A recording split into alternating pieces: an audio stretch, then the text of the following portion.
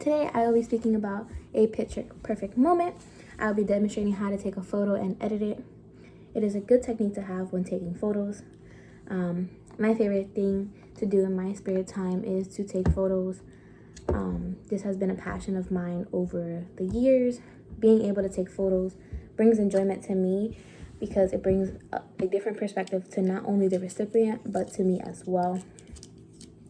Us as humans love history, whether it's world history or history from our own family. We love to see it how the past is. Knowing how to take a good photo allows you to keep those memories close to you. Now, let's start by going through the basics. First thing you want to know is when taking a photo is what do you want to take a photo of? Whether you don't really know, sometimes something just catches your eye. You could take a photo of your dog, your family member, a scenery, or there's a lot of different genres you can take a photo of.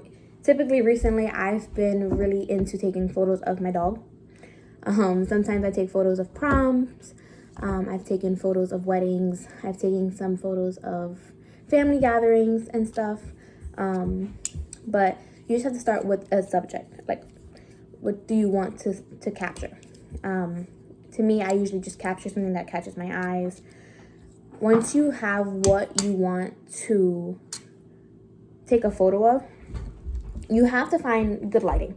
Right now, I don't really have that much good lighting, but sometimes when you take a photo, your pictures can either come out too dark, way too bright, or sometimes they'll like land right there perfectly where you can edit it and it can be perfectly fine. But if it's too dark, you have to take the photos again.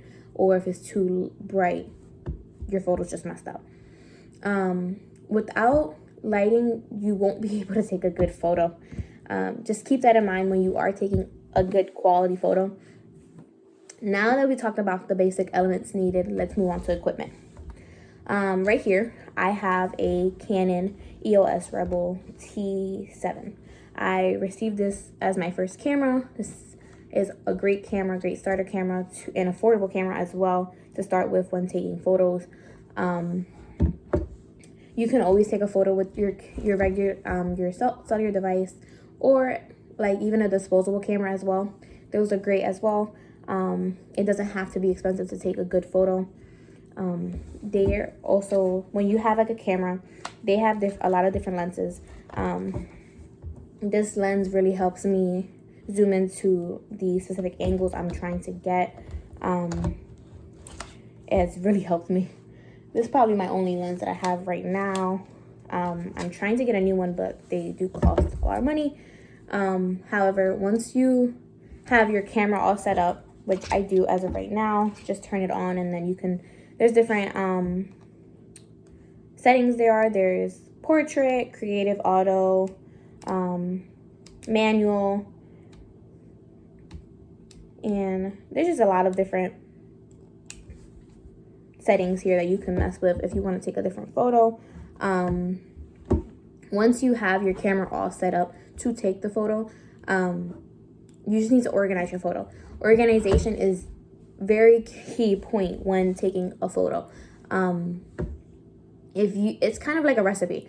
If you don't follow the recipe, your food won't come out good.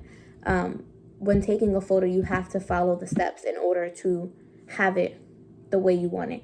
You don't want someone's eye looking cross-eyed. You don't want someone looking the other way when you're taking a photo. You don't want your hair looking crazy.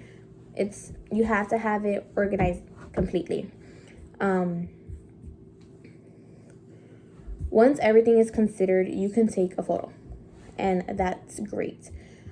Now I'm going to move on to the funner part of, for me personally, the funner part of taking a photo. I'm sorry. So there are so many different type of systems to edit on your computer or your phone. Me personally, I use my system that's already downloaded onto my computer, which is just like my regular, like if you use on your phone, you could just press edit on the photo and it automatically edits. So I just use that. But there's different forms of editing, like different systems of editing, like Adobe or Lightroom. However, once you do take the photos, this is a key point when uploading photos. There's an SD card in your camera, and in order to, even for my computer, I needed this, but you have to put it in this USB in order to upload them to your computer. Once this is into your computer, you can actually see the photos you took. You are able, once after that, you're able to download them to your computer and then start editing. And then once you have them at a certain spot that you want them, there's different ways of editing. You know, you can use the light. Just when you press edit, it comes up. You can crop the photo. You can adjust it with the lighting, the color, you know, the retouch, or like blurring people out that are in the camera, and the focus of the picture. Once you do that, you can always press done and then save it to your computer. You have to save or make a file, create a folder of those said edited photos, and then have them transferred over to the